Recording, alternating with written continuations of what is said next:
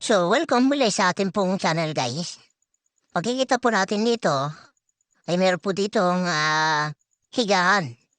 So, itong higaan ito, guys, ay tubular po yung kanyang materialis.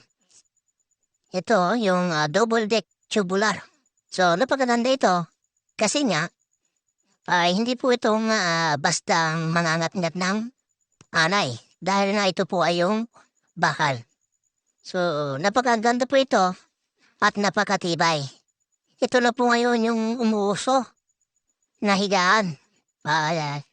Double deck tubular. So, ang lapad po ng higaan na ito ay nasa 3 feet lang po siya, guys. At yung kanya pong haba ay 8 feet. So, ito yung kanyang sukat.